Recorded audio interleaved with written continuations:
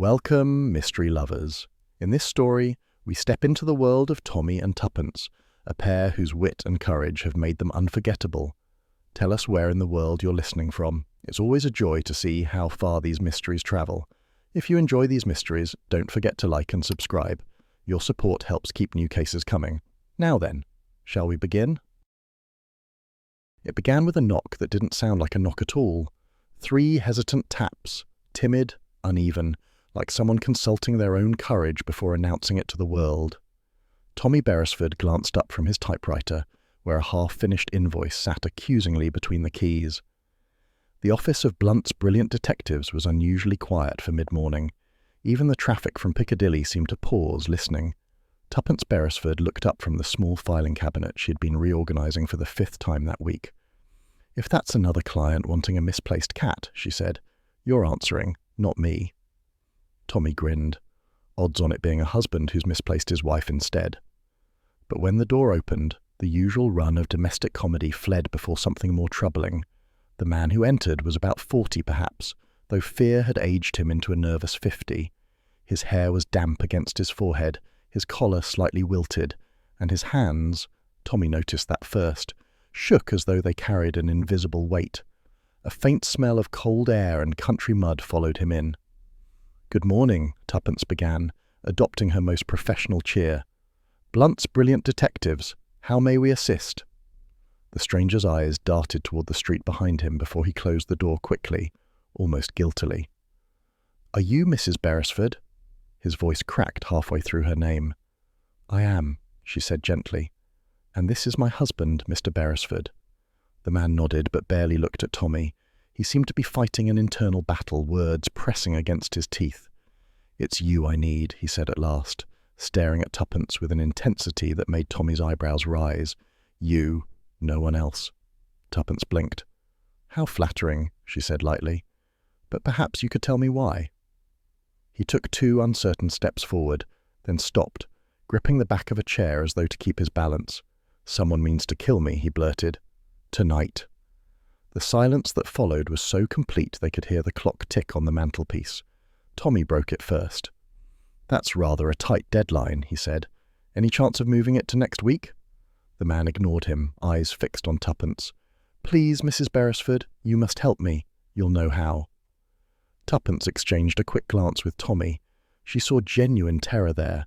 Not theatrical panic, but the bewildered fear of a man cornered. "Sit down, Mr.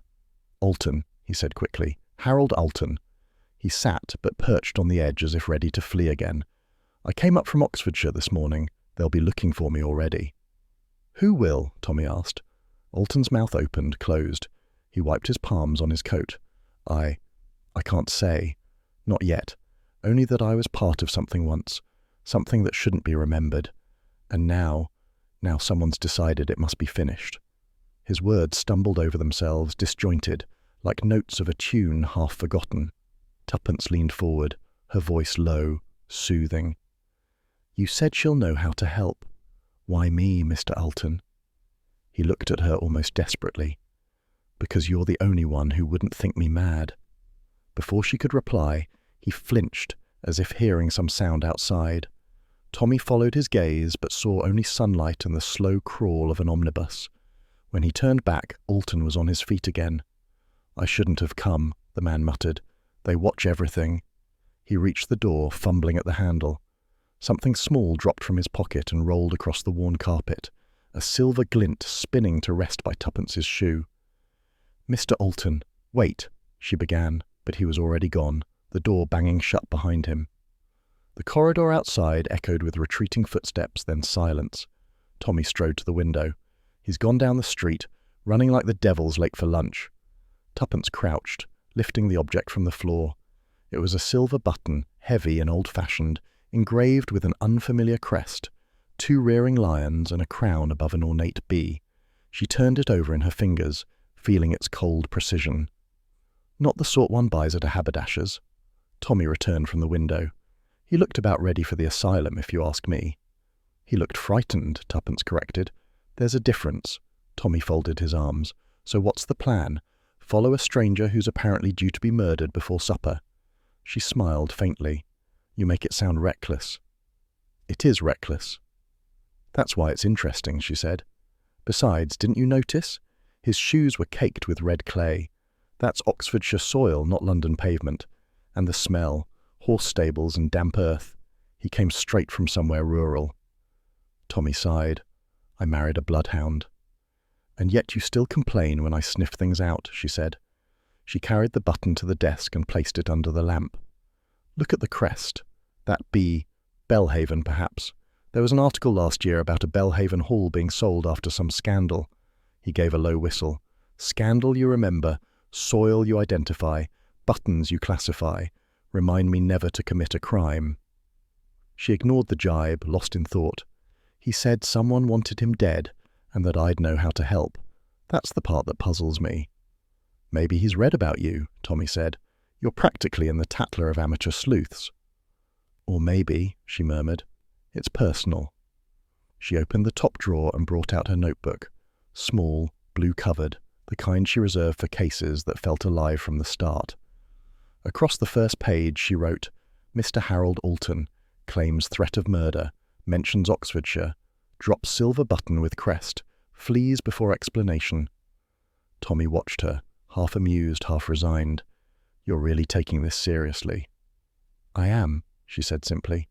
"Fear that pure doesn't lie." He came around behind her chair, resting his hands on her shoulders. "And if it's all nonsense, then we'll have had a day's outing in the country.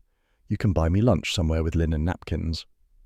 "Bribery," he said, shaking his head. "Fine. Suppose we trace this button. Jeweller? Tailor?" "Heraldry first," she said promptly. "Coat of arms registers. Then perhaps a visit to Oxfordshire if the trail leads there." Tommy sighed, the sigh of a man long acquainted with futility. "I'll fetch my hat." She smiled up at him. "Don't pretend you're not intrigued. I'm intrigued by how you always win these debates." "That's marriage," she replied. "An endless case where I'm detective-in-chief." He laughed and reached for his coat. "Right, Chief Inspector. Let's see if our Mr. Alton survives until tea." Before leaving, Tuppence took one last look at the silver button gleaming under the lamp. A curious chill ran through her. There was something oddly final about its neat engraving, as though it had already witnessed more than one death.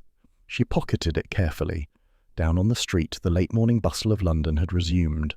Omnibuses groaning, vendors shouting, the metallic clatter of milk cans on pavement. Everything was reassuringly ordinary again, which only made Alton's terror feel more out of place, like a cracked note in a familiar tune.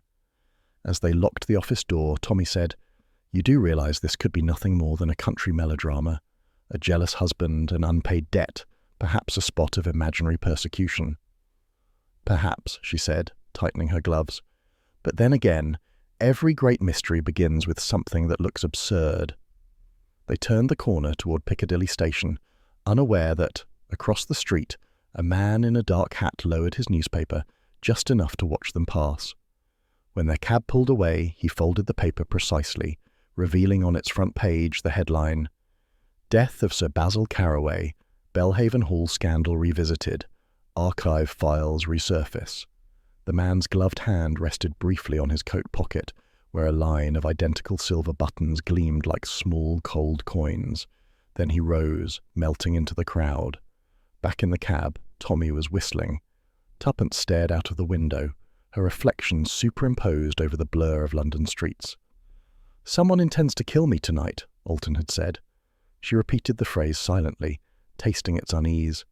If fear could leave fingerprints, his had been all over the air.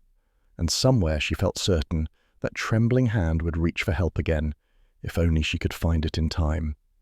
By mid-morning, they were aboard a train bound for Oxfordshire, their luggage modest but their curiosity immense. The compartment smelled of coal smoke and upholstery polish. The rhythm of the wheels underlined Tuppence's thoughts like a persistent typewriter. Across from them sat a lady of refined poise, perhaps mid-50s, with a widow's veil tucked discreetly into her hat. Her gloved hands held a copy of the Times and a small black handbag clasped as though it contained secrets rather than coins. It was she who first broke the silence. "You'll forgive me, but are you by any chance bound for Belhaven?" Tommy and Tuppence exchanged a glance. Tuppence answered cautiously, "We might be. Do you know it?" The lady's lips curved in something between a smile and a grimace. I knew at once. My late husband was a friend of Sir Basil Caraway. My husband died last year, poor man. She glanced toward the window as though seeing the past pass by like countryside. The hall is quite changed, I hear. How so? Tuppence asked. It's let to strangers now. The family scattered. Some wounds never close, Mrs. Beresford, Tuppence supplied. Ah, yes, Mrs. Beresford. The woman's eyes flicked to the small gleam of silver in Tuppence's gloved hand. For one fraction of a second her expression hardened. May I ask where you found that? This? Tuppence said innocently, holding it up. An acquaintance dropped it. The woman's fingers twitched. Then I suggest you return it, quickly. The crest of Belhaven brings nothing but misfortune these days. Her voice was calm, but a tremor edged each word. She rose abruptly, gathering her things. My station next. Good day to you. The train had not yet slowed. She pulled the communication cord, ignoring Tommy's startled look, and when it finally wheezed to a halt at a minor platform, she stepped out without a backward glance. Her newspaper slid to the seat she'd vacated. Tuppence picked it up. Folded neatly, the outer page displayed a feature. Belhaven Hall, the Caraway files re-examined. Funeral to be held privately. Tommy gave a low whistle. Well, there's one coincidence gone rotten. Tuppence traced the printed letters with a finger. Our Mr. Alton said someone intended to kill him tonight. Yet here's a death notice dated yesterday for a man connected to Belhaven Hall. Unless Alton is Sir Basil, Tommy suggested, came to you under a false name, begging help. Too many differences, she mused. Age, manner, but there's a link. There must be. Outside, fields unfurled in winter green, the hedgerows strung with crows. She watched them flash past, mind racing.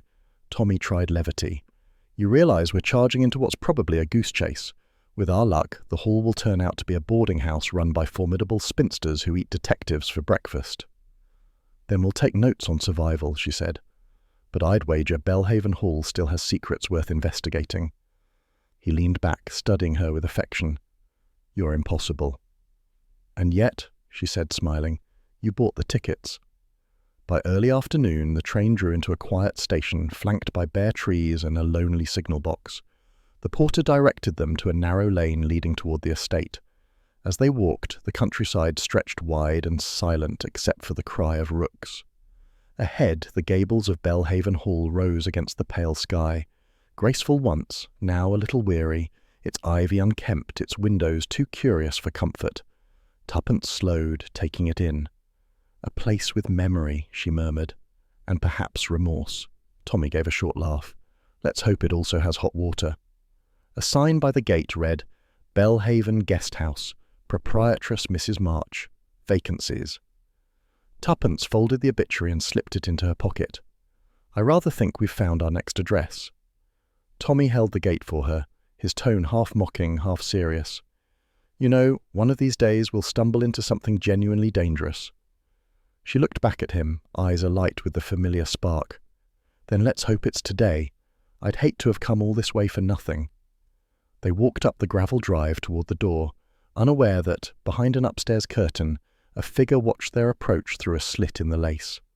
The curtain fell back softly, leaving only the stillness of the old house and the faintest glint of silver as the watcher's hand turned a button between thoughtful fingers.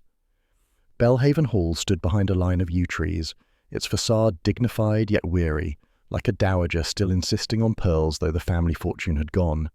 The drive crunched underfoot with gravel scattered thinly, as though thrift had reached even the stones. Tommy gave a low whistle. You can almost hear the echoes of debutantes and debts. Tuppence surveyed the ivy-clad windows, one shutter hanging askew. And secrets, she murmured. Lots of those. A brass bell announced their arrival. It was answered by a woman of about 60 with a neat chignon and eyes that could have balanced the accounts of an empire. Mrs. March? Tuppence asked. The woman inclined her head. Proprietress. You must be the couple inquiring about rooms. Yes, Tuppence said smoothly. Just for a few nights. Londoners, I suppose? You'll find it quiet here, some like that. Others don't. Her voice held no particular interest in which category they fell. She led them inside, the hall smelling faintly of polish and old roses. The interior was a patchwork of eras: Edwardian staircase, post-war carpeting, modern electric lamps that flickered as if resenting the intrusion of progress. At the far end of the corridor, a portrait of a stern man in uniform, Sir Basil Caraway, unmistakably, watched them pass with painted disapproval. Their room overlooked the west garden, where winter weeds choked what must once have been formal flower beds. Tommy tossed his hat onto the bed. If this place doesn't have a ghost, it's missing a marketing opportunity. "Don't be glib," said Tuppence, unpacking. "Every creaky stair here is part of a story," he grinned, "and we're here to buy the next chapter." They met the other guests at tea, a sort of enforced camaraderie around a lace-covered table in the drawing room. The first introduction was to Colonel Willoughby, retired and determined that everyone should know it. He spoke with the precision of a man who had once commanded regiments and now commanded only his teacup. "Ghastly shame about the estate," he said, stirring sugar as if directing troops. "Fine old lineage gone to seed. Still, Mrs. March keeps the place tidy. Can't fault her on starching the napkins." Next came Miss Evadna Lee, the young secretary to some solicitor in Oxford. Her hands trembled when she poured the milk, though her smile was eager. She confessed in a rush of shyness that she was writing a novel in secret. "Splendid," Tommy said kindly. "Do make us villains. We need the publicity." The third guest was Mr. Gerald Dane, a painter with hair too long and confidence to match. His clothes were artfully dishevelled. His charm arrived before his handshake. "Belhaven inspires one," he said, lounging back. "Decay has its own beauty, don't you think? The melancholy of faded walls, the poetry of dust." "Especially when you don't have to sweep it," Tuppence murmured. Dane laughed as though she'd complimented him. Lastly, there was Mrs. Pettigrew, the vicar's wife, whose curiosity fluttered about the table like a persistent moth. She was small, pink-cheeked, and so anxious to be helpful that one suspected she had never been of use to anyone in her life. "So delightful to have new faces," she cooed. "We rarely get visitors, you know, except for the occasional, well, never mind." "The occasional what?" Tuppence asked. Mrs. Pettigrew hesitated. "The occasional journalist, after the affair." "Ah," Tuppence said softly, "the Caraway scandal." The room went still. Colonel Willoughby cleared his throat. Mrs. March, passing behind with the teapot, set it down too hard. "I prefer not to discuss it," she said shortly. "Sir Basil was a fine man, misunderstood perhaps, but fine." "Of course," Tuppence replied with an apologetic smile. Tommy's glance met hers, a silent note exchanged between partners. "We've touched the wire."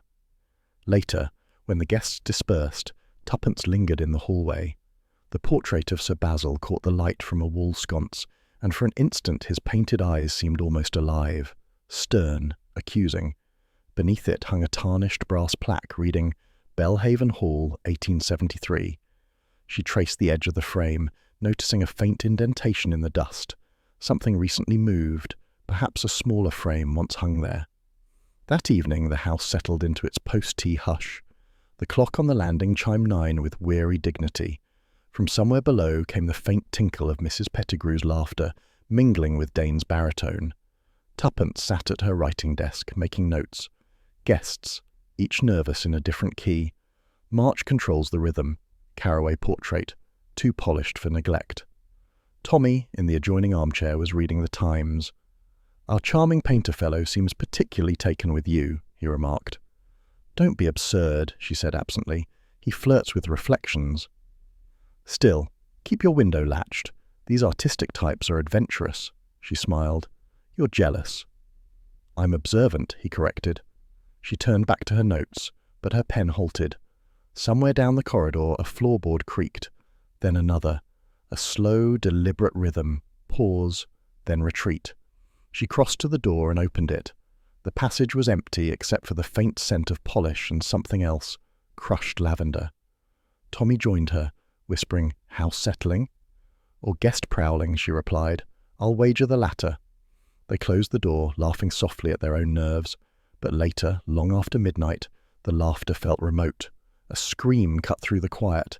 It came from somewhere above, sharp and human, then broke off as suddenly as it began. Tuppence was out of bed in seconds, robe flung over her shoulders. Tommy followed, candle in hand. They hurried into the corridor where doors were opening, pale faces peering out. Mrs. Pettigrew clutched her shawl. Merciful heavens, what was that? Sounded like the upper landing, Tommy said. They climbed the stairs together, the candlelight trembling against the walls. At the far end of the passage stood Gerald Dane, his dressing gown half-tied, pointing toward an open window. "I saw someone," he panted. "A figure, outside that window, just now, standing there and then gone." Tommy leaned out. The night was clear, moonlight tracing the garden paths below. "No one there now?" "Perhaps you dreamt it," Mrs. March said, appearing with unnerving calm, her hair immaculate even at midnight. Dane bristled. "I know what I saw." Tuppence knelt by the sill. The ledge bore a faint smear of mud, and beyond it, in the soft earth below, clear footprints marked the flower bed, fresh, deep, unmistakable. Something glinted in the soil. She reached down and lifted it. A small, crushed wildflower, violet petals bruised, and beside it, another silver button, identical to the one dropped by Mr. Alton. She turned it over in the candlelight. This was left deliberately. Mrs. March's expression didn't change. "You're mistaken, Mrs. Beresford. The garden is closed after dusk. Evidently not to everyone," Tuppence said quietly. Colonel Willoughby, puffing from exertion, peered down. "Good Lord! Who'd be skulking about under windows? Damned un-British habit." Dane ran a hand through his hair. There was something uncanny in its stillness, like a statue come to life. Tuppence pocketed the button. Perhaps a message, perhaps a warning. Mrs. Pettigrew gasped. "Oh, do stop with your morbid notions. We'll all have nightmares." Mrs. March's tone snapped like a closing ledger. "That will be enough excitement for one night. Return to your rooms, if you please." Tommy waited until the others had gone, then looked at Tuppence. You realized she didn't seem surprised. "No," Tuppence agreed. "She seemed prepared." They returned to their room, the candle flickering low. Tuppence placed the new button beside the first on the dressing table. They gleamed side by side, twin emblems of something unseen. Tommy poured 2 fingers of brandy from the flask he carried on principle. "Footprints, buttons, and ghosts at the window. You do pick charming holiday spots." She smiled faintly but didn't answer. Her eyes lingered on the window pane, where the moonlight outlined their reflections, and for a moment she thought she saw a third shape move behind them, tall and still. When she turned, the room was empty. Only the faint scent of crushed flowers drifted through the air, and somewhere in the garden below, a night-bird cried once, softly, like laughter cut short. The scream of the previous night still lingered in the air by morning, an echo turned memory, uneasy and unspoken. Belhaven Hall's breakfast table was a study in brittle civility, teacups clinking too softly, toast buttered with distracted precision, glances exchanged and quickly withdrawn.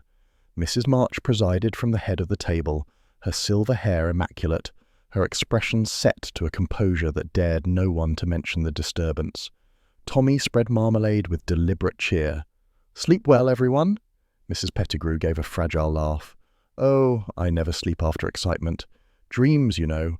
One moment you're being chased through the rose garden and the next you're... Well, I forget, but it's never restful." "Most dreams improve on reality," muttered Colonel Willoughby behind his newspaper. Tuppence looked around the table. "And yet, I don't recall any of us having mentioned what that excitement was." The Colonel lowered his paper an inch. "Best not to dwell, Mrs. Beresford. Imagination inflates everything. No doubt some farmhand strayed too close, that's all." Before she could reply, the door opened. The maid, a thin, anxious girl, whispered something to Mrs. March, whose spoon paused mid-air. For a moment, the room held its breath. Then the proprietress rose.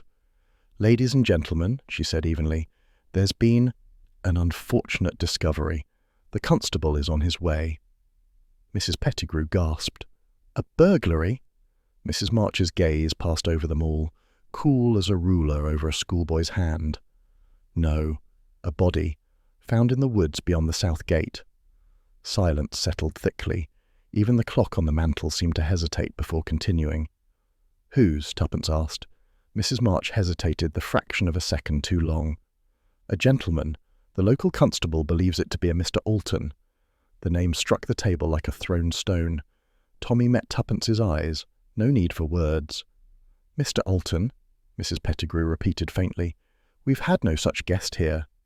"No," said Mrs. March quickly. "He stayed some nights ago, then departed on business. Evidently he remained in the area." Tuppence set down her teacup with deliberate care. "How strange. You didn't mention him when we arrived." "It was of no importance. Yet now he's dead." A flicker, only that, crossed the older woman's face before she turned away. "The constable will want statements, of course. Please remain available." She left the room. Tommy leaned toward Tuppence. "That's our man. No mistake. Dead within 24 hours of begging your help. I don't like the symmetry." "Nor do I," she murmured. "Did you notice? She said he'd left 2 days ago, yet someone was outside our window last night." He nodded grimly. "Which means he either came back or never left at all." The constable arrived just before noon. Sergeant Pierce, broad of shoulder, thin of patience, and red of face. He treated the guests as a class of dim pupils. "Nothing to trouble yourselves about," he said, standing by the hearth as though delivering a sermon. "Man found not a quarter mile from the lane. Gun beside him. No sign of struggle. Looks plain enough. Suicide."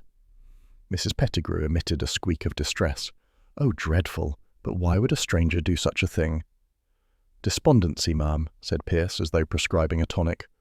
"War nerves, or debts, or women. It's always one of the three." Tuppence, seated beside Tommy, tilted her head. "And the candle, Sergeant?" Pierce frowned. "What candle?" "The one found near the body," she said. "Was it a light?" He blinked. "No, ma'am. Extinguished. But what of it?" "It's unusual," she said gently, "for a man intent on dying alone in the woods to bring a candle. One might expect a letter, perhaps. A revolver, yes, but not a candle." The sergeant gave her a look suggesting amateur theorizing was the second most dangerous crime after murder. "Could have blown there from the hall. You ladies burn plenty of them, I dare say." Tommy smiled pleasantly. "We'll be sure to keep an eye on ours. Never know when they'll go wandering off into the forest." After the sergeant departed, the guests dispersed, pretending to resume ordinary life, but failing rather spectacularly. Colonel Willoughby paced the terrace, muttering about the decay of discipline. The painter Dane vanished into his studio shed, locking the door behind him. Mrs. Pettigrew retreated to prayer, or eavesdropping, with her the distinction blurred. Tuppence found Mrs. March in the pantry, speaking in a low voice to the maid. When she saw Tuppence, she stiffened. "If you're looking for luncheon, Mrs. Beresford, it will be served shortly." "I'm not hungry," said Tuppence, "but I am curious. You said Mr. Alton left 2 days ago." Mrs. March's hands paused over the cutlery drawer. "I did." "Several guests claim otherwise. The colonel saw a man leaving the stables last night." "That was the gardener." "Then perhaps the gardener wears silver buttons with crowns." A beat of silence. The older woman shut the drawer with precision. "You are mistaken." "Perhaps," said Tuppence, "but mistakes have a way of multiplying if left unattended." She withdrew before Mrs. March could answer, leaving the faint scent of challenge behind her. That afternoon, Tommy made a quiet excursion to the station in the nearby village, a squat building with one sleepy porter who looked as though he had been born leaning on a broom. "Excuse me," Tommy began, affable as ever. "I wonder if you recall a gentleman travelling recently. Tallish, nervous fellow called Alton. Came from London, possibly returned 2 days ago." The porter squinted. "No Alton that I recollect. We've had few passengers this week. Market day, mostly locals." "You're sure?" The man nodded, scratching his head. "If he'd taken the up train, I'd have seen him. Didn't happen." Tommy slipped a coin discreetly into the man's palm. "In that case, if anyone should ask, you'll remember he didn't leave by train." Back at the hall, he found Tuppence waiting in the garden with that look which meant discovery. "You found something," she said at once. "Nothing at the station," he replied. "Your turn." She held out a luggage tag, cracked leather, the name stamped faintly in gilt, A. Alton, London. It was wedged behind a bureau in the cloakroom. Someone tried to hide it, not lose it. He turned it over in his fingers. If he never left, and his luggage never went with him, where was he for 2 days before turning up dead? Precisely. The wind stirred the ivy along the terrace wall, whispering like conspirators. From the open drawing-room windows came the sound of Mrs. Pettigrew's voice, bright and brittle. Did you hear? The poor man shot himself under the oaks, and they say—" The rest was swallowed by distance. Tuppence looked toward the trees beyond the south gate. "Shall we?" "Investigate a freshly discovered corpse? Why not?" Tommy said dryly. "Add zest to the holiday."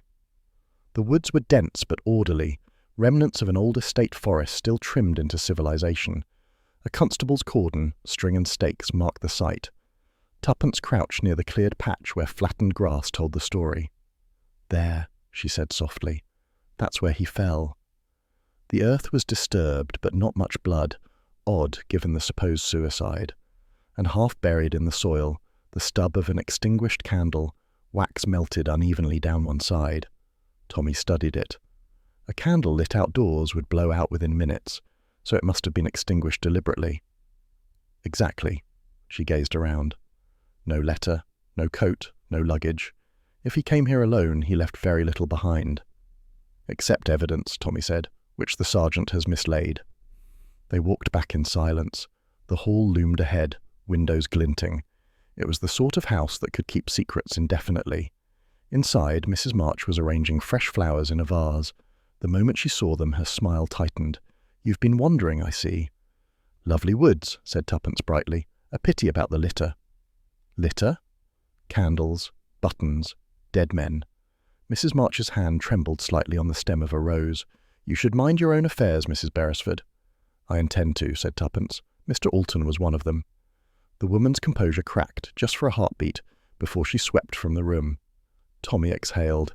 "You enjoy poking tigers, don't you?" "She's not a tiger," said Tuppence. "She's a housekeeper who knows more than she'll tell, and somewhere between her truth and Sergeant Pierce's laziness lies the real story." "Which is?" She looked toward the distant woods. "That Mr. Alton didn't die by choice. He was drawn back here, lured or trapped, and someone at Belhaven Hall lit that candle to see his face when he realized it. That evening, as lamps flickered to life and the house exhaled its secrets into the twilight, Tuppence placed the luggage tag beside the 2 silver buttons on her dressing table. 3 objects, mute yet eloquent, each pointing in the same direction. Back to Belhaven. She watched their reflections gleam in the mirror like clues whispering among themselves. "Tomorrow," she said softly, "we start asking the right questions." Tommy, already half in bed, groaned. "Couldn't we just ask the wrong ones? They're so much easier." But Tuppence was still looking at the buttons, her face thoughtful.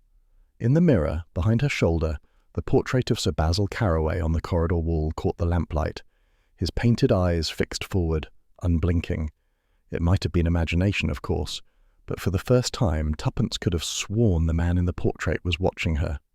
It was late afternoon when Mrs. Draycott returned to Belhaven Hall.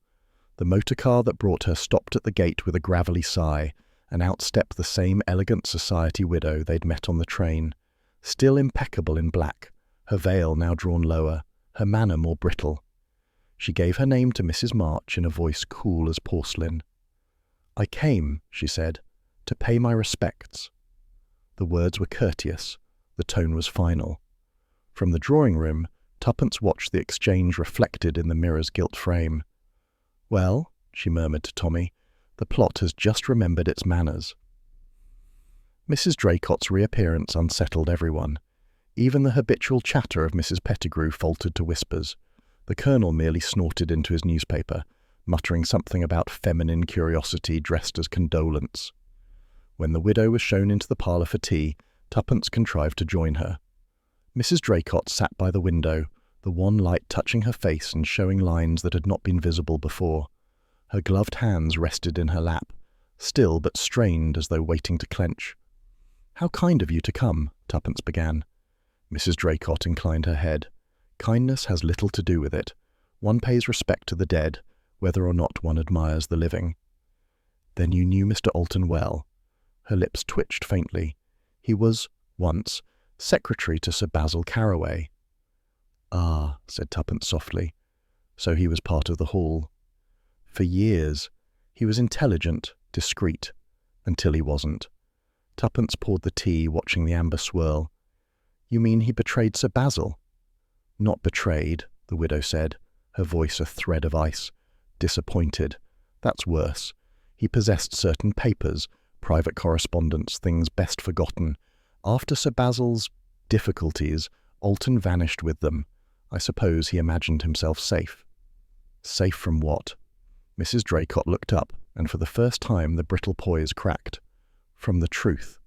She took the teacup, her hand trembling faintly. "Do you believe truth kills, Mrs. Beresford?" Tuppence met her eyes. "Only when people lie to it." A small silence followed. The fire hissed softly, throwing shifting light across the carpet. Mrs. Draycott set down her cup. "You have a sharp tongue. Be careful with it. Belhaven has sharp memories." Tuppence smiled gently. "Then perhaps they should be aired before they cut someone else." The older woman rose, drawing her shawl close. "You don't understand. It's begun again." "What has?" But Mrs. Draycott only shook her head. "You'll see soon enough. We all will." And she left the room, the faint scent of lavender following like a ghost. That evening, Tommy found Tuppence pacing the corridor outside the guest rooms, thoughtful and unsmiling. "Well," he asked, "what does our widow of mystery confess to?" "Bits of the past," she said. "Enough to make me uneasy.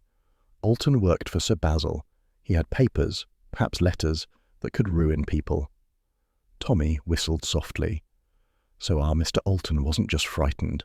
He was holding dynamite. "Exactly. But listen to this. When I mentioned the candle found near his body, she almost lost her composure, said, 'It's begun again.' What do you make of that?"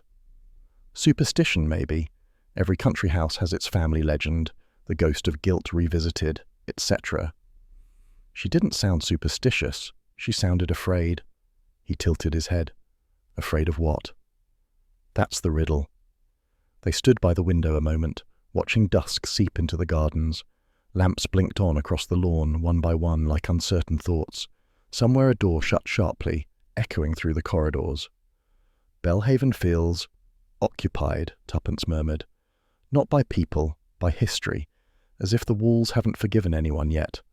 Tommy smiled faintly. "Let's just hope the plumbing has." Later, as guests gathered in the drawing room for sherry, Mrs. Draycott made her entrance. Every conversation softened, pivoted toward her. She accepted the attention as if it were her due, sitting straight-backed, one hand resting lightly on the silver-topped cane beside her. Mrs. Pettigrew fluttered forward with her usual tactlessness. "Such a tragedy about the poor man. You must be dreadfully shocked." Mrs. Draycott's eyes were diamond-hard. "Shock fades.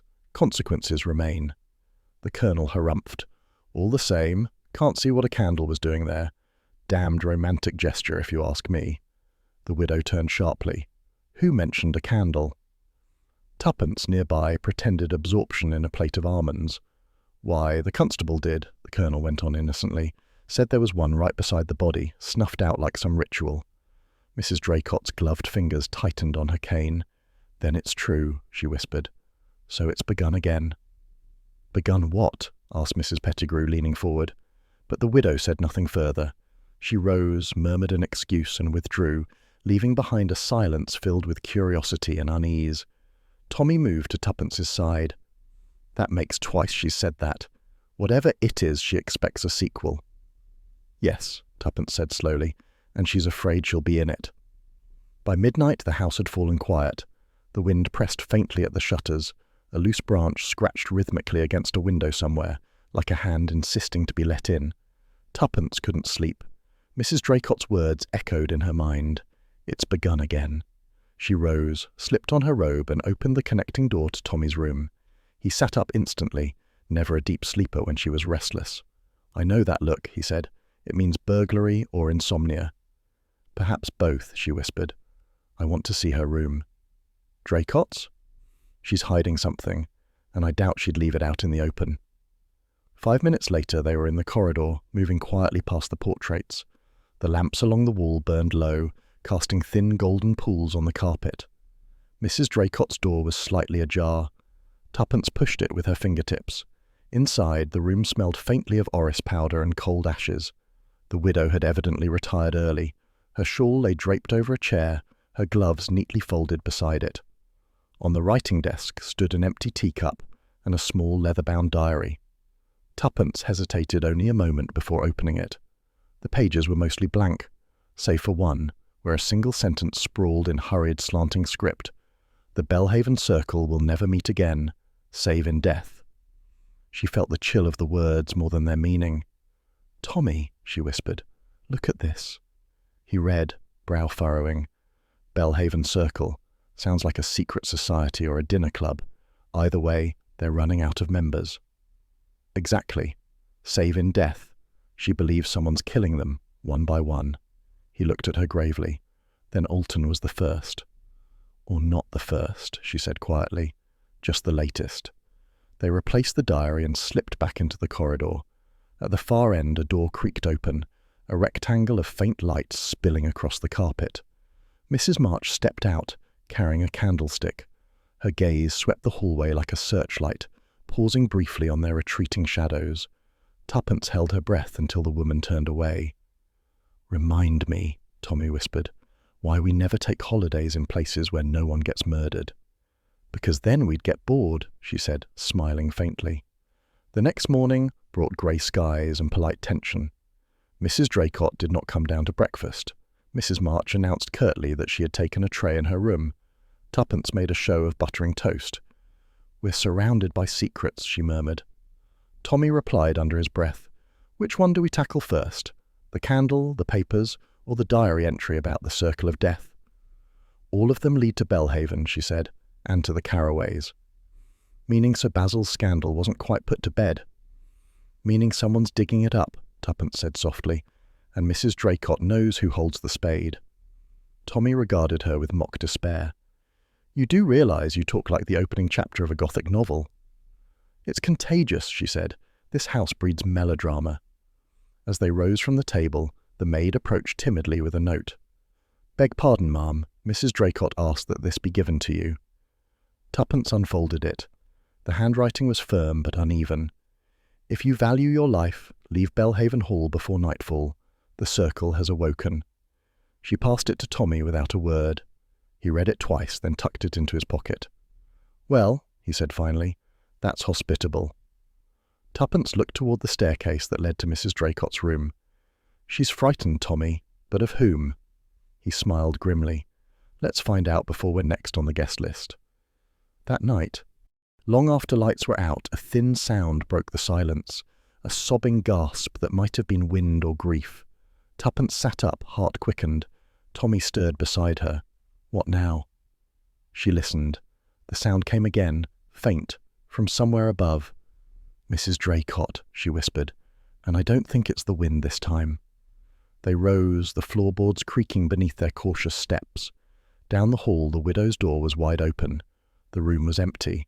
On the desk lay the diary, open to the same line. The ink was smeared now, as though by a tear or a trembling hand, and beside it burned a single candle, flame steady, wick untouched. Tuppence felt the chill spread through her chest. "She's gone," Tommy said quietly. "Left or taken, I can't tell." Tuppence's eyes were on the candle. "No, she's left us a message. It's begun again." It began with restlessness. Tuppence could not sleep. The whispering house, the missing widow, the words in that diary. The Belhaven Circle will never meet again, save in death. All combined into an itch behind her thoughts that refused to settle. The corridor outside was hushed but not silent. Houses like Belhaven Hall never were. They sighed, ticked, breathed. From below came the faint rhythmic creak of a grandfather clock. Somewhere in the walls a mouse performed an anxious sonata. Tommy, of course, was wide awake too. "You're thinking," he said from the next room, his voice muffled through the door. "And you're listening," she returned. "That's marriage," he said cheerfully, appearing a moment later in shirt sleeves. "I suppose you want to go exploring." "Precisely. There's one door we haven't tried." He raised an eyebrow. "The blue room." "The very one. Mrs. Pettigrew calls it haunted. Mrs. March keeps it locked. Mrs. Draycott warned us about things beginning again. That's 3 recommendations in its favour." Tommy sighed, finding his torch. "And people say I lead you astray." They crept through the corridor like schoolchildren out of bounds. The lamps were turned low, their flames huddled under the glass, throwing just enough light to show the faded wallpaper and the glint of old portraits whose painted eyes followed them down the hall. The blue room stood at the far end, its door painted the same dull navy as the skirting boards. A brass keyhole winked in the dimness. Tuppence bent over it with a small smile. "You still have that penknife?" He handed it to her. "If this ends with me explaining to the constable why my wife burgled a haunted bedroom, I shall insist it was for scientific research." The lock yielded with a reluctant click. The door swung inward with the sigh of long unused hinges. Inside, the air was cool and faintly perfumed, lavender and something metallic like forgotten ink. Moonlight spilled through the tall windows, turning the dust into silver mist. Tuppence stepped in first. The room was sparsely furnished, an old canopy bed draped with linen sheets, a bureau against one wall, a wardrobe with a warped mirror that caught their reflections like an accusation. But the walls, pale blue, faded to the hue of ghosted smoke, seemed to shimmer with old life. "So this is the famous blue room," Tommy said softly. "It doesn't look haunted." Haunted rooms never do until they start remembering. She crossed to the bureau, trying the drawers. 2 were empty save for dust, but the third resisted, as though glued by time. She tugged harder, and it slid open with a faint crack. Inside lay a bundle of letters, tied neatly with a faded blue ribbon. The handwriting on the topmost was unmistakably masculine, strong, impatient strokes that pressed deep into the paper. The signature read, "Basil Carroway." Tuppence exhaled. Sir Basil's letters. And look, the next one's Alton's hand. They corresponded. Tommy leaned closer, careful not to disturb the brittle pages. "Read one." She untied the ribbon and unfolded the first sheet. The ink had browned with age, but the words remained sharp. "You ask too much, Alton. The file is already under suspicion. If it disappears, they'll come for me, not for you. Remember what loyalty costs, and what betrayal earns." Tommy whistled under his breath. "Sounds like proper cloak and dagger business." Tuppence read another, written in Alton's hand, smaller, neater, but anxious. "You were right. They know. I have hidden the papers where no one will find them. Payment was received, but conscience grows louder than coin. Forgive me if you can." She replaced it slowly. Wartime espionage, secret payments, missing files, betrayal. Perhaps the scandal wasn't false after all. Tommy frowned. If Alton hid documents that could expose them, no wonder he was being hunted. But who's left to gain from silence now? Anyone whose name might still be in those papers. A floorboard creaked outside. They froze. Another sound followed, the unmistakable rhythm of cautious steps drawing nearer, pausing, resuming. Someone was approaching the door. Tuppence's mind raced. The letters still lay spread across the desk, evidence glowing pale in the moonlight. "Behind the curtains," she hissed. They slipped into the alcove by the window just as the door handle turned. Through the gap in the curtain, Tuppence saw the intruder enter, tall, shoulders stiff, a candle in hand whose flame quivered like a nervous thought. It was Colonel Willoughby. He shut the door behind him, glancing over his shoulder before crossing to the bureau. His face looked older in the candlelight, the military confidence cracked by something rawer, fear. He set the candle down and opened the same drawer they had. For a moment, he simply stared at the letters as if they were ghosts come to accuse him. Then, with a visible shudder, he took one, held it over the flame, and watched it curl into ash. "God forgive me," he murmured, "but silence must hold." Tuppence felt Tommy tense beside her. The colonel burned a second letter, then another, muttering to himself in fragments. Too many names, never meant. They'd hang him if they knew. He stopped suddenly, head jerking toward the door. The candlelight wavered. For one heartbeat, Tuppence thought he might see them, 2 shapes behind the curtain, but he only exhaled, snuffed the flame with his fingers, and left. The door closed softly. For several seconds neither Tommy nor Tuppence moved. Then she whispered, "He's terrified." Tommy nodded. Terrified men don't usually commit murders. They cover them. She stepped out, examining the small heap of ashes on the desk. He destroyed one of Alton's letters. That's not guilt, it's self-preservation. "Or loyalty," said Tommy quietly. "Maybe he's protecting someone else." Tuppence looked down at the remaining pages, eyes narrowing. "We need to know who the they are, the ones he feared. Your ghostly circle, perhaps." Perhaps, she said, retying the ribbon. But I think the circle was flesh and blood once, people bound together by secrets they couldn't afford to confess. The next morning dawned deceptively peaceful. The breakfast table gleamed, the tea steamed, and conversation skated along the surface like insects avoiding depth. Colonel Willoughby appeared late, looking pale and unusually subdued. "Sleep eluded you, Colonel?" Tuppence asked casually. He gave a curt nod. "These old houses breed insomnia. Draughts. Memories." "Memories can be draughty things," Tommy observed. The Colonel's spoon clattered against his saucer. "You've a turn for metaphor, Beresford. Dangerous habit in men of your trade." "Oh, we dabble in plain truths when we find them," Tommy said easily. "For instance, that a candle can be snuffed out as quickly as a conscience." The Colonel's gaze snapped to him. For a moment, the air between them tightened like a drawn wire. Then, with effort, Willoughby smiled, a small, lifeless stretch of lips. "Clever," he said. "But you'll find Belhaven prefers its candles unlit these days." When he left the room, Mrs. Pettigrew leaned across the table, her voice hushed with relish. "You see how pale he's gone? I always said soldiers are brave until ghosts appear. That room frightens everyone. Mrs. March says no one should go near it." Tuppence smiled faintly. "Then it's fortunate I'm fond of bad advice." Later, while Tommy pretended to study the map of the grounds, Tuppence slipped outside to clear her head. The garden stretched wide and untamed, its formal paths half swallowed by grass. Beneath a cluster of yews she found the remnants of a bonfire, half-burned paper, grey curls of ash. She stooped, brushing soot aside. A fragment remained legible. "Operation Caraway. Funds transferred to account abroad."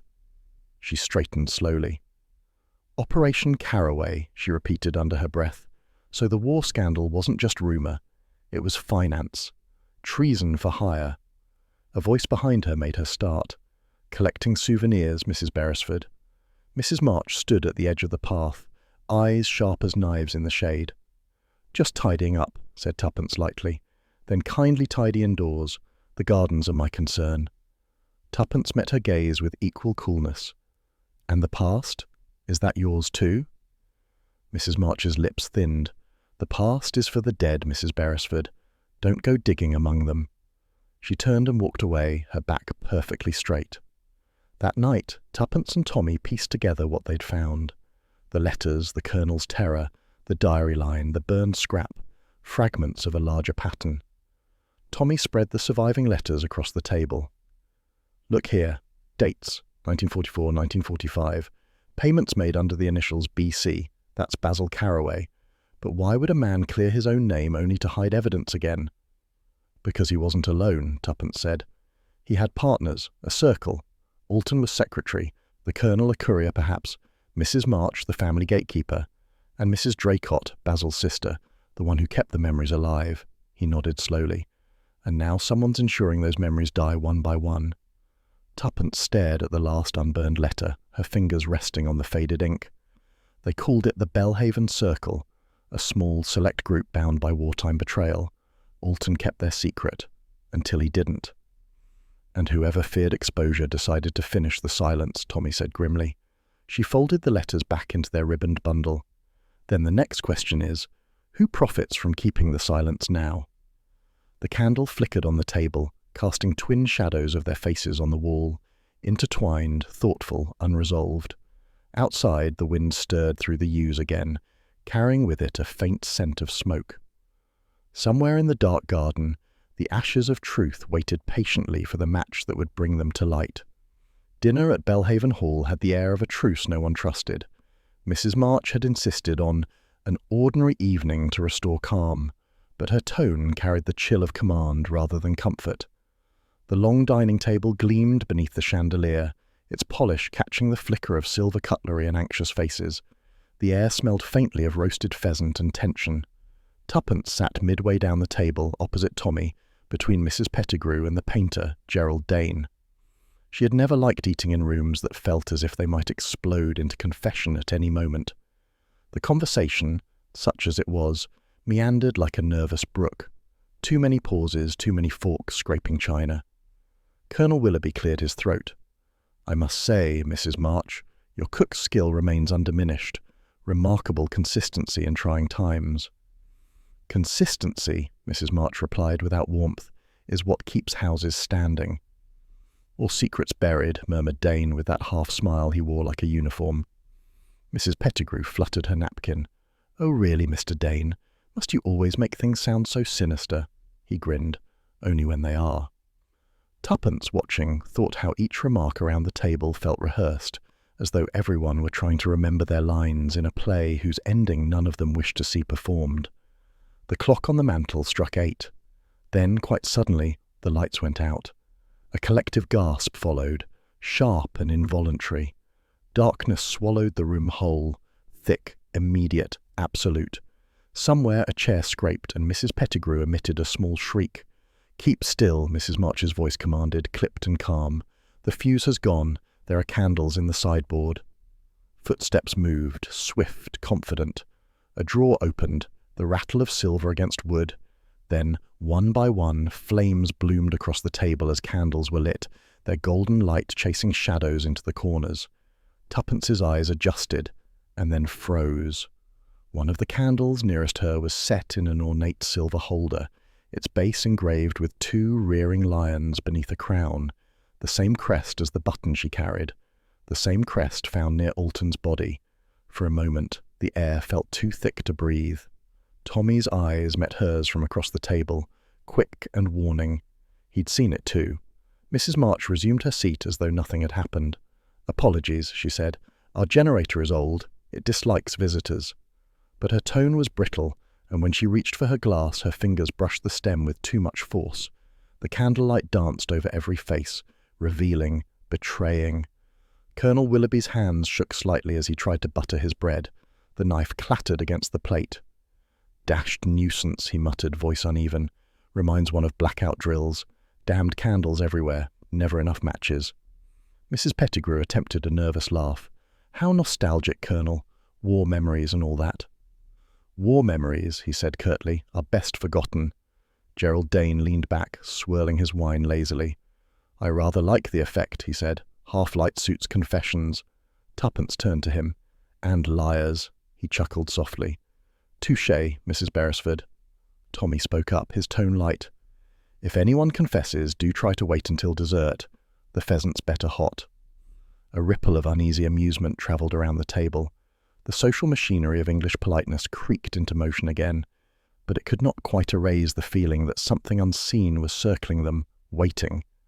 It was then that Tuppence felt something brush against her skirt. Light, deliberate. She looked down. On the carpet beside her chair lay a small, gleaming object, a silver button, exactly like the others.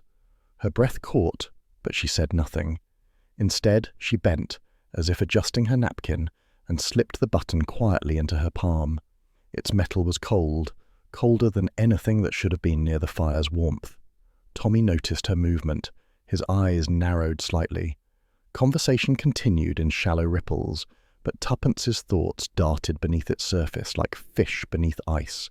Someone here was taunting her, or warning her. The meal limped on. The lights never returned. The candles burned lower, wax pooling like pale tears on the tablecloth. When Mrs. March finally rose to dismiss the party, relief was audible in every chair that scraped back. Thank you all, she said stiffly. Perhaps tomorrow we may dine with more reliable electricity. The Colonel muttered, or fewer corpses. Mrs. Pettigrew gasped. Dane laughed too loudly. Tuppence caught Tommy's eye again. He gave a barely perceptible nod, the kind that meant we'll talk later. Back in their room, Tuppence laid the new button beside the others on the dresser. 3 now, gleaming faintly in the lamplight. Someone's making sure you don't forget your collection, Tommy said quietly. Or testing whether I'm paying attention, she replied. That candle holder, it was identical to the one by Alton's body. Mrs. March brought it from the sideboard herself. He frowned. You think she's sending a message? Not to me, Tuppence said slowly. To whoever else recognizes the symbol, the Belhaven crest. Tommy poured them both a measure of whiskey from the decanter. In my experience, people who use symbols instead of words are either spies or sentimentalists. Which do you fancy our hostess to be? Both, Tuppence murmured. They sat for a while, the silence between them filled with the quiet tick of the mantel clock. The house seemed to be holding its breath. At last Tommy said, I'll take a walk downstairs. Make sure all's well. You lock the door behind me." She smiled faintly. "You sound like a husband in a cheap thriller. And you're the heroine who never listens. Promise me you'll stay put." "I'll try," she said. He left, and the room seemed to close around her. The candlelight fluttered in the draught, throwing long shadows across the wardrobe and chair. Tuppence tidied her notes, then began to pack away the letters they'd found earlier, tucking them safely into the lining of her suitcase. Her fingers stilled. The suitcase. She had left it latched. Now it gaped slightly open. Heart tightening, she pulled it onto the bed and examined the contents. Everything seemed undisturbed. Clothes folded, notebooks stacked. Yet something was wrong. She checked the inner pocket. Empty. The first button, the one Mr. Alton had dropped in their office, was gone. The remaining two gleamed back at her from the dresser, like eyes. Someone had been in her room. Someone who wanted that particular button. She heard footsteps in the corridor and turned sharply, every nerve awake. The handle moved, then stopped. Tommy's voice came softly through the door. "It's me." She let him in, exhaling. "You were right about not being alone." He saw her face, the open suitcase. What happened? "Someone's been here. The button's gone." He looked grim. "Which one?" "The first. Alton's." He sank into the chair. "So whoever's orchestrating this knows exactly what matters." Tuppence nodded. "It isn't theft. It's symbolism. The first button belonged to the first victim." "And the next will belong to the next," Tommy said quietly. For a long moment they were silent. Then Tuppence said, "We're being watched. I can feel it. Whoever's behind this is inside the house, not outside. They know every movement, every conversation." Tommy rose and drew the curtains shut. "Then we give them something to watch," she frowned. "Meaning?" "Meaning we stop reacting. If they think we're frightened, they'll push further. Instead, we act as though we've already guessed their game." "And have we?" "Not yet," he admitted. "But we will. Fear's just another clue. They'll leave it lying around if we watch closely." Tuppence smiled faintly. "You're turning positively philosophical." He poured another drink. "I'm married to a detective. It's contagious." Later, after Tommy had gone to bed, Tuppence sat by the small writing desk, candle burning low. She opened her notebook and began to write. "Dinner by candlelight. A button beside my chair. Power failure or staged signal. Mrs. March's composure brittle. Colonel trembling. Pettigrew playing helpless. Dane amused. Conclusion. One of them enjoyed the performance." She paused, listening. The house groaned again. The deep, slow sound of wood settling. Or footsteps. She rose, crossed to the door, and opened it just enough to peer out. The corridor was empty, the light from her candle spilling a narrow golden path across the carpet. Then she noticed it. Something small, left deliberately on the floor just outside. A single petal, violet and crushed. The same kind found beside her window the night of the scream. She picked it up, heart quickening, and closed the door softly. The next morning brought a bright, deceptive calm. Breakfast was served with excessive politeness. Mrs. Pettigrew wore a shawl so large it could have concealed a dagger. The Colonel was all clipped courtesy, avoiding everyone's eyes. Dane hummed as he buttered toast, too cheerful to be natural. Tuppence sipped her coffee, feeling the tension hum beneath the silence like a wire about to snap. When Mrs. March entered, everyone straightened automatically. She took her seat, poured herself tea, and said briskly, "I trust you all slept better. The electrician will see to the fuse box this afternoon." Tommy smiled thinly, "And in the meantime, we'll keep the candles handy." Her gaze flicked to him, then to Tuppence. "I dare say we shall." The remark was harmless enough, yet in that moment Tuppence felt the faintest shiver run through her. Mrs. March's calm eyes held something behind them, knowledge, perhaps, or challenge. As breakfast ended, Tuppence rose and crossed to the window. The garden below glistened with dew.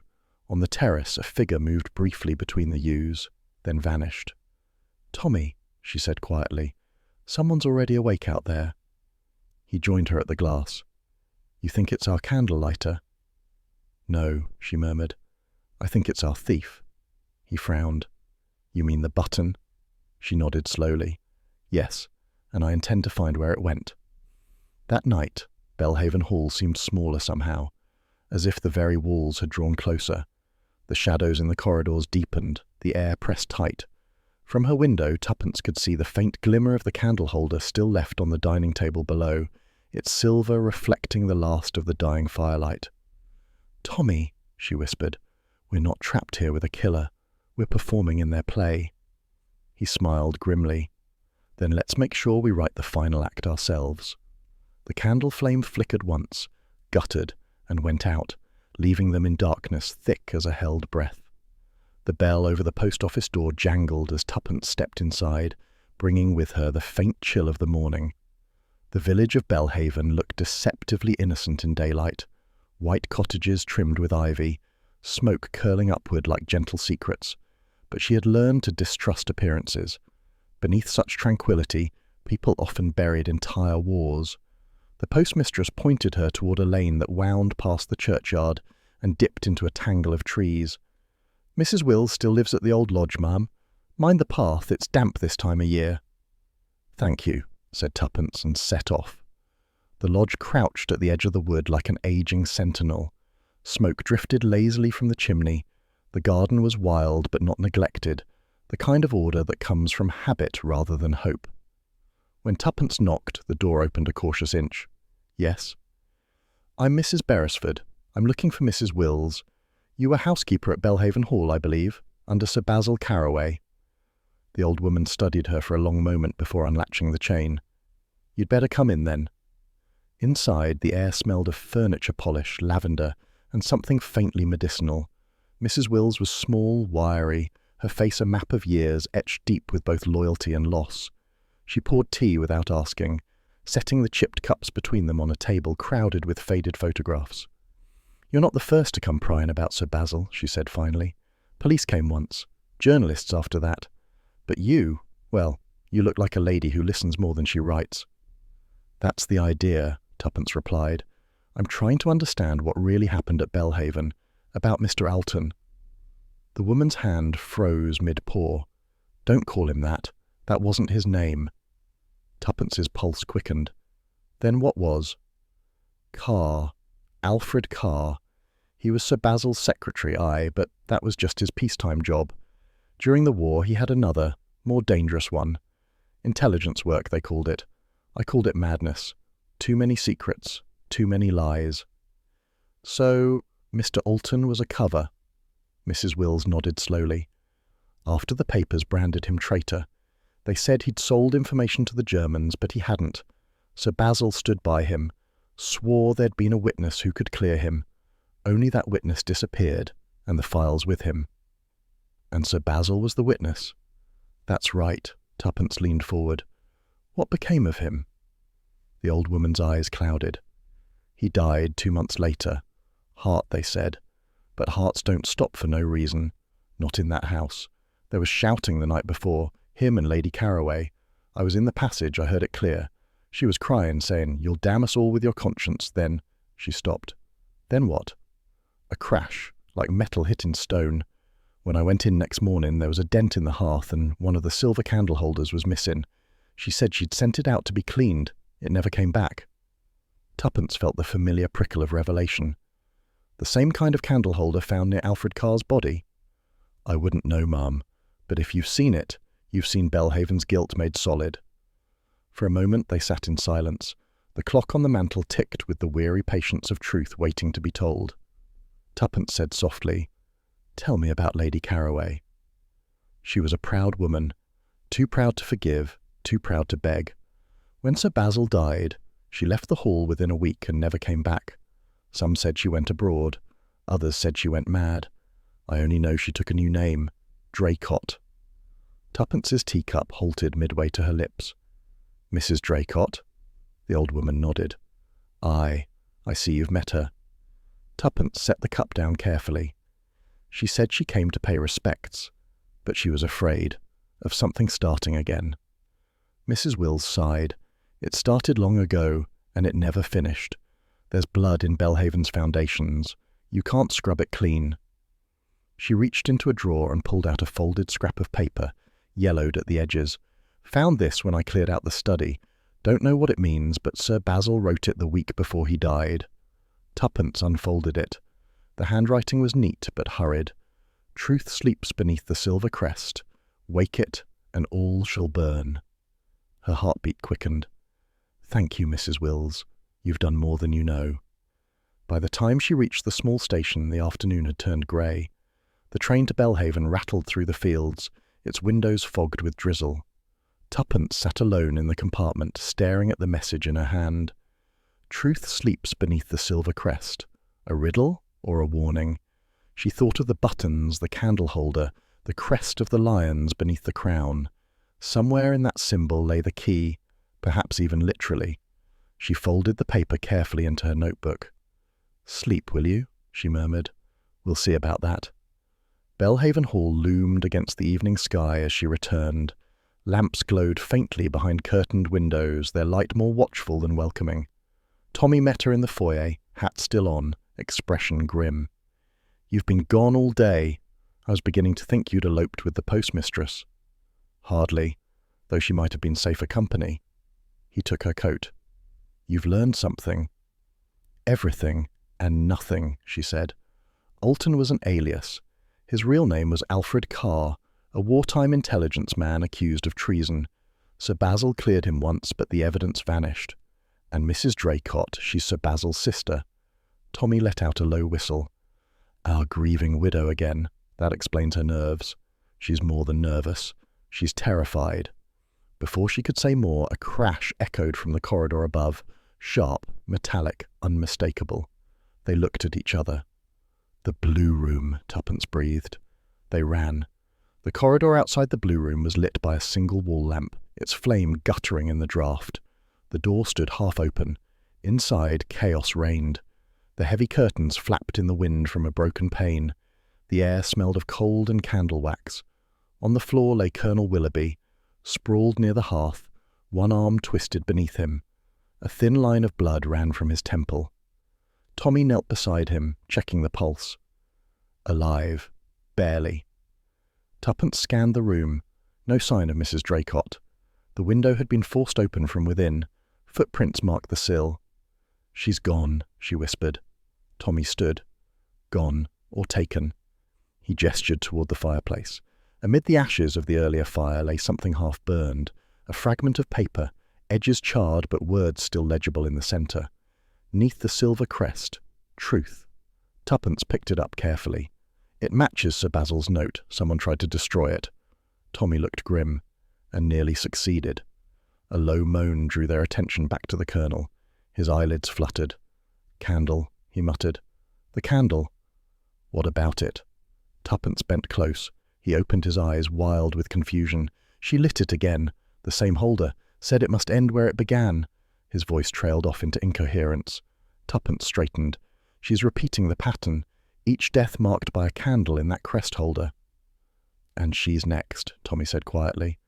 They searched the room quickly. Drawers pulled out, the bureau overturned, but something gleamed beneath the carpet edge near the hearth. Tuppence crouched and drew it free, a silver button, identical to the others. Tommy met her gaze. "She leaves breadcrumbs." "Or signatures," Tuppence said. "But whose?" Downstairs, Mrs. March appeared from the shadows, her face taut. "What in heaven's name?" "Colonel Willoughby's been attacked," Tommy said briskly. "Send for the doctor, and the constable." Mrs. March's eyes flickered toward the staircase. "The constable will not come again, not after last time." "Then find someone who will," Tuppence snapped, "before there's another corpse." Mrs. March hesitated, then nodded and hurried away.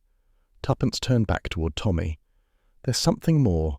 Sir Basil's note, 'Truth sleeps beneath the silver crest.' I think it's literal." "How literal?"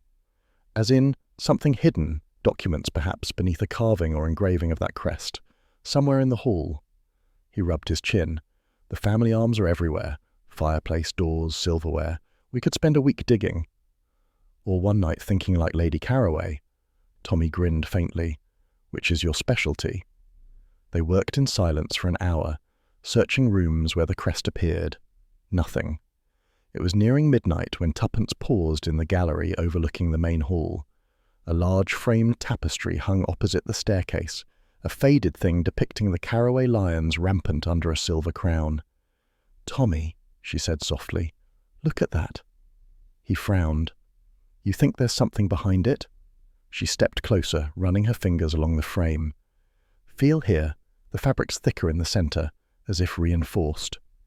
Together they lifted the tapestry from its hooks. Behind it, set into the wall, was a shallow niche. Inside lay a small metal box, tarnished but intact. The crest was engraved on its lid. Tuppence exhaled. Truth sleeps beneath the silver crest. She tried the latch. It opened easily. Inside were several folded papers, a faded photograph, and a single brass key. Tommy whistled.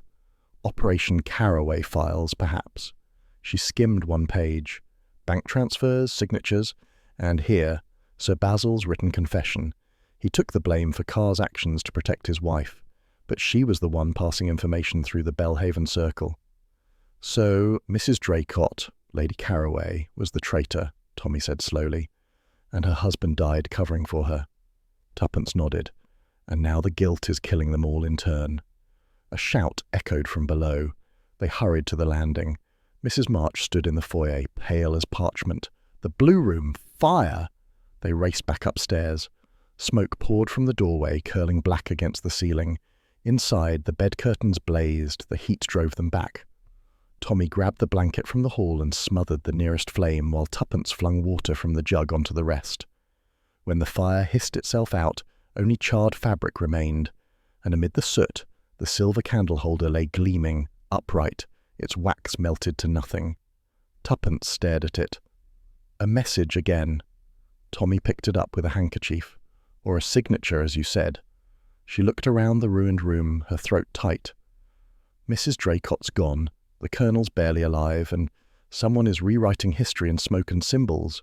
But now—" She touched the metal box under her arm. "Now we have the truth they were all willing to die for."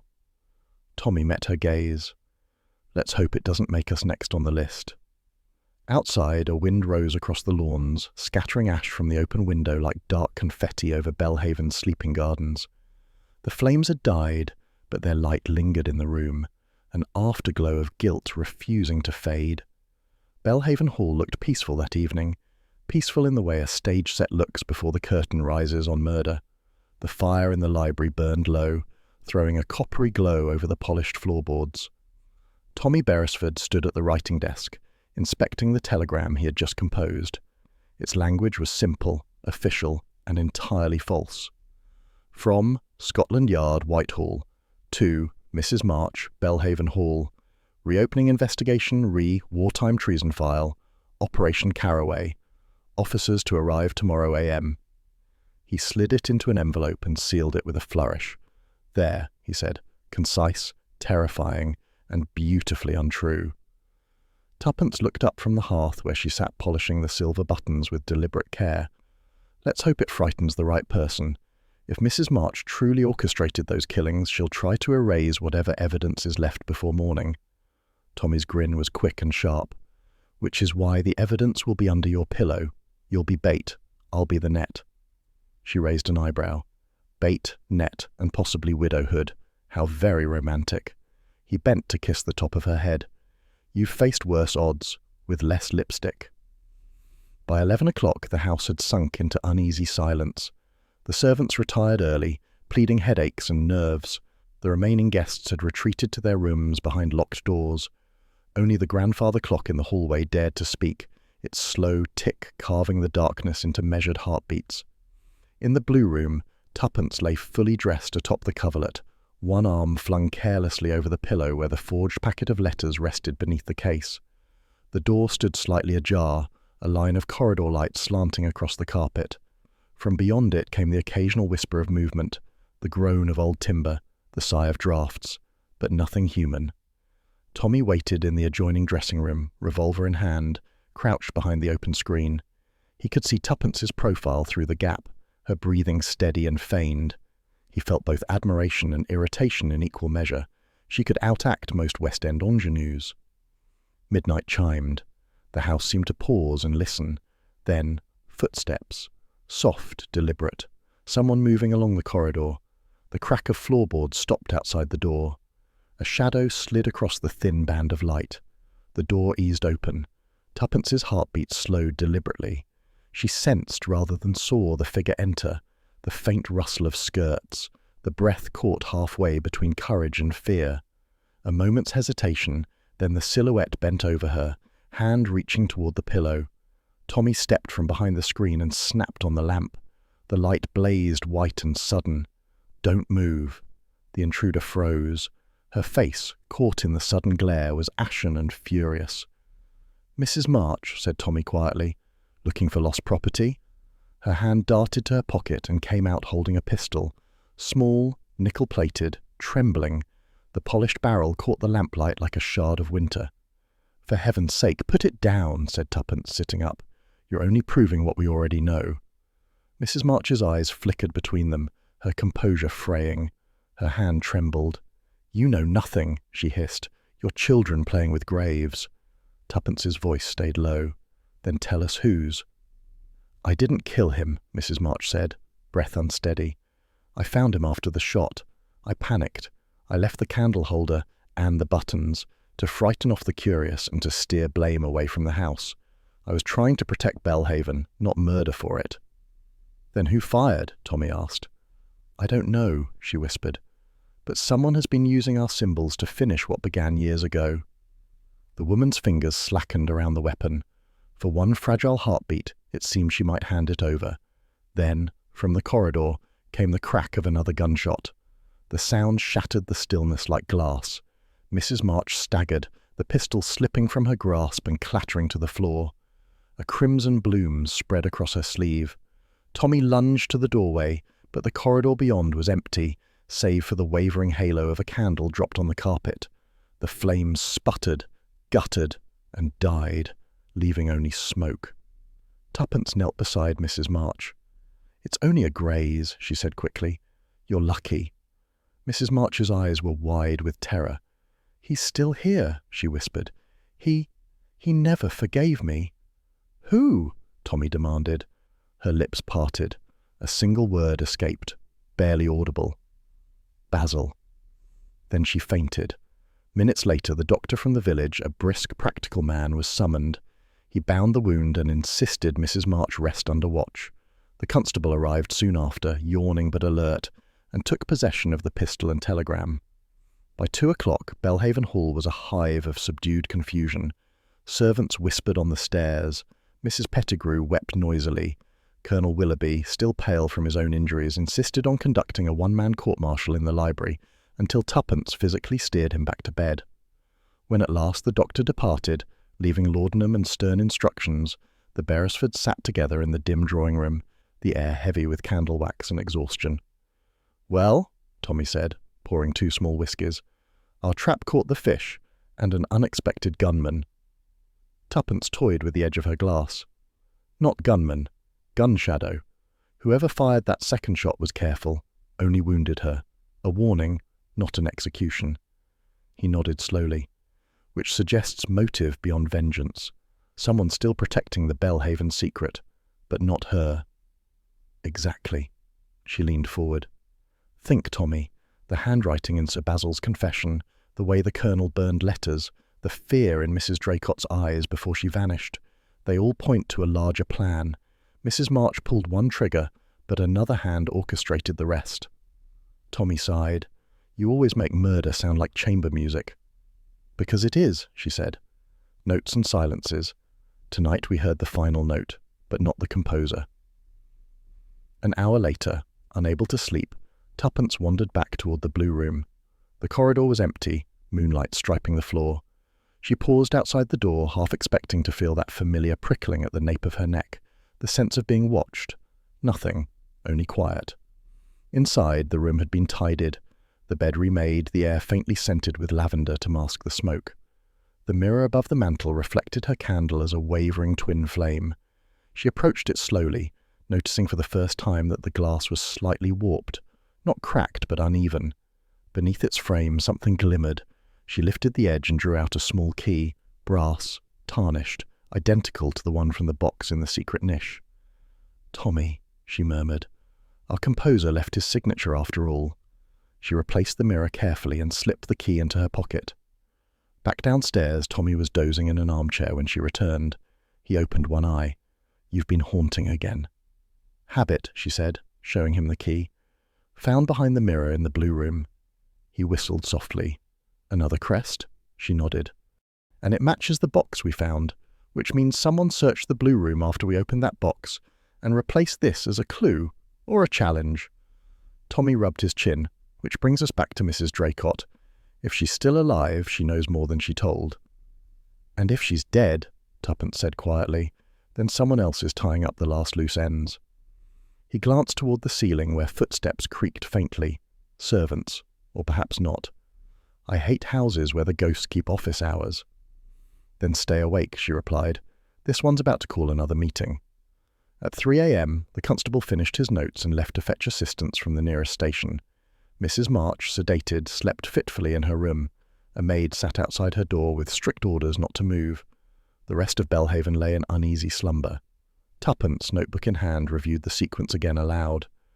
Carr blackmails March. She kills him. Someone else, unknown, shoots her tonight, probably to silence her confession.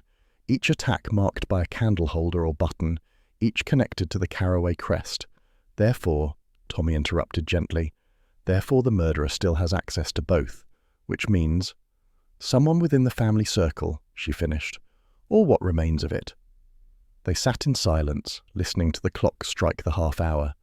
The flames in the hearth crackled, brightening suddenly as a log collapsed inward. In that momentary flare, Tuppence caught sight of something on the mantelpiece, a reflection in the glass of the cabinet opposite. A face, watching them. She turned sharply. The cabinet door creaked open an inch, then closed again with a whisper. Tommy was already on his feet. "Upstairs," he said grimly, "before the circle closes entirely." They moved together toward the staircase, shadows stretching ahead of them like dark fingers. Behind them, the dying fire gave one last sigh, and the candle on the table guttered out, leaving only the echo of Mrs. March's earlier words, "Truth destroys." Tuppence's voice broke the silence, soft but steady. "No," she said, "it reveals, and whoever's still hiding will have nowhere left by morning." The gunshot still rang through Belhaven Hall like an accusation. Tuppence's candle wavered in her grasp as she and Tommy burst into the corridor. Somewhere ahead, a voice cried out, a woman's voice, sharp with pain, fading to a moan. They followed the sound to the landing. Mrs. Draycott stood there, clutching the banister with one hand, the other pressed against her shoulder where blood seeped darkly through the lace. In her free hand she held a silver candle holder, the twin to the one found by Alton's body. The flame flickered wildly, throwing monstrous shadows up the wall behind her. "Mrs. Draycott," Tuppence hurried forward. "You're hurt. Sit down." The older woman gave a short, strangled laugh. "It seems poetic," she whispered. "A Caraway ending by her own candlelight." Tommy caught her as she swayed. "Who fired? Where's the gun?" "I did." Her breath rasped in the quiet. "But only after she tried to stop me. Foolish woman. Mrs. March always thought confession could wash away blood. It cannot." Tuppence stared. "You mean you shot Mrs. March?" "She wanted to tell the truth," said Mrs. Draycott with something between pride and pity. "But the truth must be managed, Mrs. Beresford, not thrown about like broken glass." Tommy guided her toward a chair near the window. "You need a doctor first. Philosophy later." She shook her head. "No doctor can mend what's coming. Let me speak while I still have a voice." The house seemed to shrink around them, its silence thick with listening. Downstairs a clock struck 1, each chime a heartbeat counting down. "I was Basil's sister," Mrs. Draycott began. "You've guessed that much. He was brilliant, proud, and dangerously convinced that rules applied only to lesser men. During the war he ran an intelligence cell. When funds went missing he blamed his secretary, Alfred Carr. But the money was his own doing.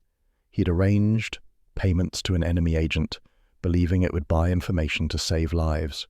Instead, it bought deaths. Dozens of them." Her voice caught. "Carr discovered the truth. He meant to expose Basil, not to blackmail him. He was idealistic, too honest for survival. I found out by chance, letters, intercepted. I begged my brother to face trial, but he said confession would destroy the family, the hall, everything. When exposure came, he feigned a heart attack and died rather than endure disgrace. "And Carr?" Tuppence asked softly. "He went underground under a false name, Alton. I let him live because he'd promised silence, but when he returned here, when he threatened to tell the story at last, I couldn't allow it. I had given my brother my word that the secret would die with us." She looked down at her hands, streaked with blood and candle soot. "He met me by the lake. I still remember the moonlight on the water. He spoke of justice, I spoke of mercy. I had neither left to give. The candle holder was in my hand. I had taken it from Basil's study that morning. When he turned away, I struck." Tuppence's throat tightened. "And you left the silver button?" "A remembrance. Basil's uniform button, the symbol of honour he no longer possessed. I thought perhaps God would see it as penance." Tommy's voice was quiet but relentless. Then Mrs. March took the blame. "Yes." A faint smile crossed her lips. "Loyal woman. She thought I was protecting Basil's ghost. In truth, I was only protecting England from one more scandal it didn't need." A movement at the doorway startled them. Mrs. March stood there, pale and weak but alive, her arm bound with a blood-stained bandage. The doctor's sedative had failed to hold her long. "You fool," she whispered. "You should have let me speak." Mrs. Draycott's eyes softened. "You were always sentimental, my dear.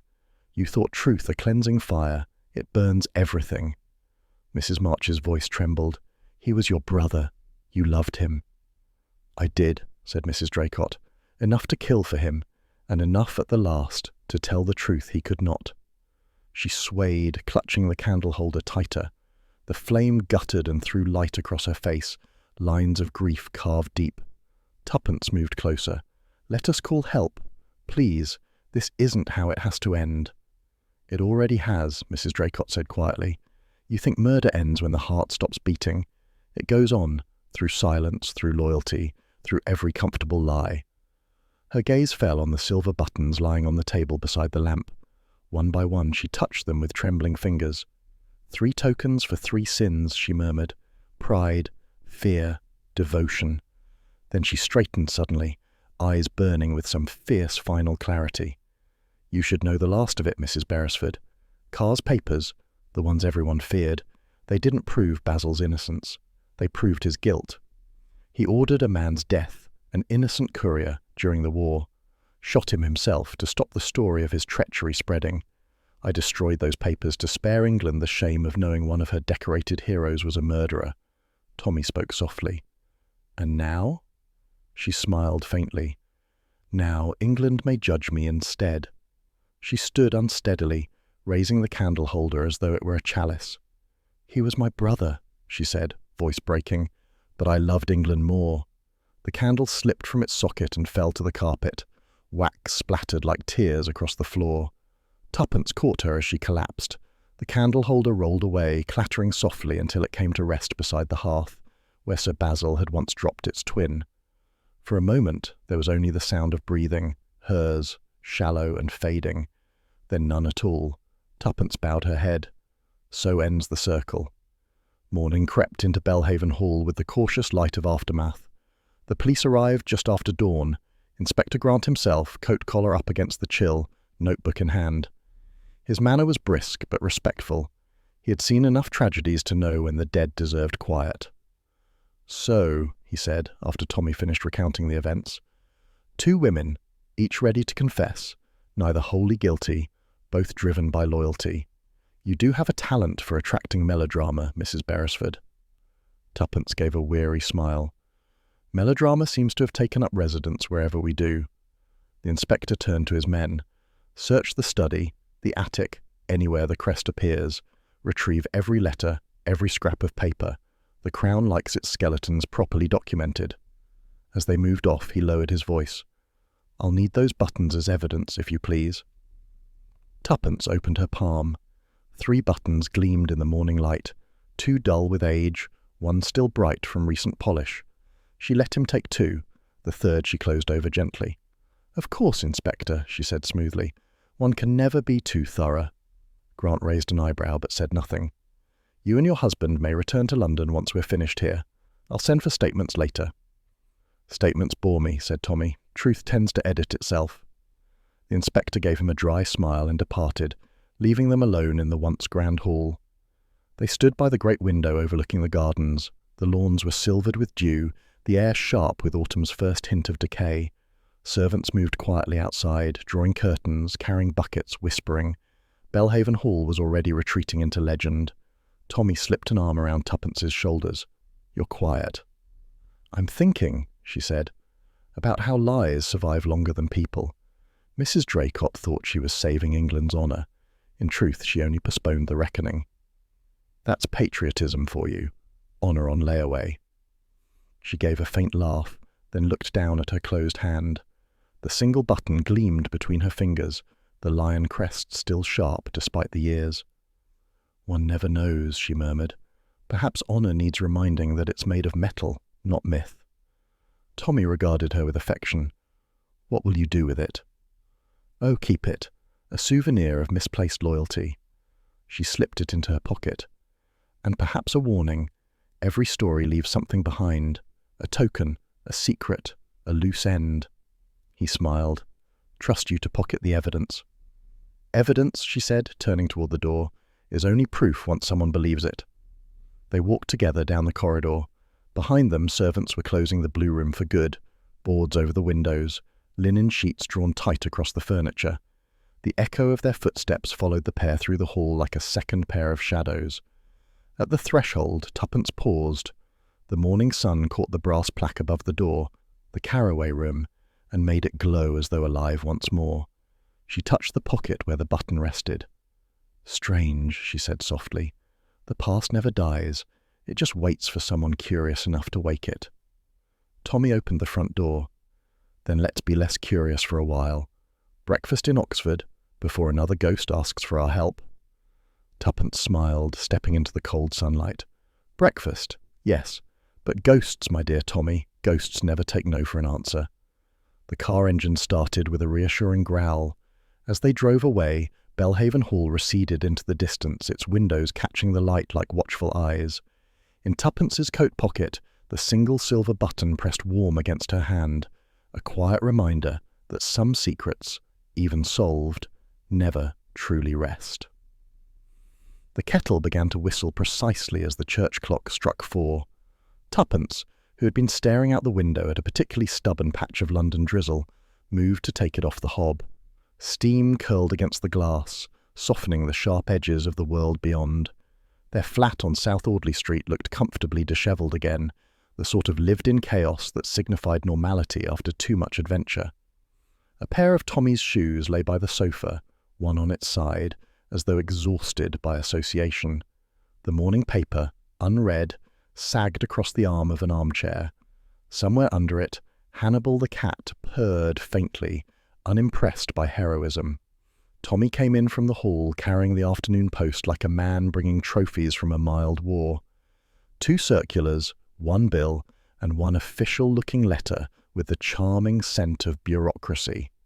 He sniffed it. "Inspector Grant, unless my nose deceives me." "Set it down," said Tuppence, arranging the teapot and cups. "Tea first, justice later." Spoken like a true patriot. He sank into the armchair opposite her as she poured. The air filled with the comforting fragrance of Assam, rich, sensible, and incapable of melodrama. For a long moment they said nothing. The rain performed its delicate percussion on the window panes. At last Tommy stirred. "Well," he said, "another case concluded, another corpse politely buried, and another inspector slightly less fond of us than before. I should think we're practically a national institution by now." Tuppence smiled faintly but did not answer. He studied her. "You're not usually this philosophical over tea. Normally by now you're drafting advertisements in your head. Beresford & Co., discreet solutions for the indiscreet, or something equally libelous." Her gaze remained fixed on the teacup. "I keep thinking of Mrs. March," she said softly. "She lied for what she believed was kindness, and it killed 2 people. I can't decide whether to despise her or pity her." Tommy leaned back. "Both, probably, but I wouldn't put it too heavily on her shoulders. The Caraways were a house of ghosts long before we arrived." Tuppence sighed. Still, she thought she was protecting love, and instead she buried it under loyalty. I wonder how often the two are mistaken for each other. More often than not, he said dryly. If I ever start protecting you out of loyalty, do shoot me. She looked up at him with a shadow of a smile. You'd miss. True, he said cheerfully. I'm more of a rhetorical marksman. They drank in companionable silence for a few minutes. The world outside their window gleamed wetly, hansom cabs and buses leaving silver trails across the street. Finally, Tuppence said, You know what bothers me most? Not the murders. It's that everyone in that house was telling the truth, in some way, their own version of it. It's like a hall of mirrors, each reflection slightly warped, but all sincere. Tommy nodded. Sentiment, he said. The one motive Scotland Yard never quite accounts for. They'll list jealousy, money, revenge, but not sentiment. That's your specialty. Meaning I'm sentimental. Meaning you see the emotional sense where logic gets lost. You knew from the start that the whole affair smelled of guilt disguised as affection. She considered that, then shrugged. Instinct, perhaps. Instinct's just experience with better manners, said Tommy, and you, my dear, have a degree in both. He reached for the unopened letter. Speaking of experience, shall we see what our friend Inspector Grant has to say? I suspect it involves mild scolding. He slit the envelope with his butter knife, their letter opener having vanished months ago into one of the mysterious drawers that only Tuppence could navigate. Clearing his throat in mock ceremony, he read aloud, Dear Mr. and Mrs. Beresford, allow me to congratulate you on once again inserting yourselves into a police matter and emerging alive, an outcome not universally achieved. Your deductions regarding the Belhaven case were largely accurate, though your methods were, as usual, unconventional. The Yard appreciates your civilian efficiency, though I must advise against further heroics. Kindly refrain from solving any more murders within the next fiscal year. It wreaks havoc on our reports. Yours, somewhat exhausted, Inspector J. Grant. Tommy lowered the letter with a grin. Charming, isn't he? Practically invites us to another. Tuppence shook her head. He invites us to behave. Impossible. It's against our nature. Her smile warmed slightly, then faded. Still, perhaps he's right.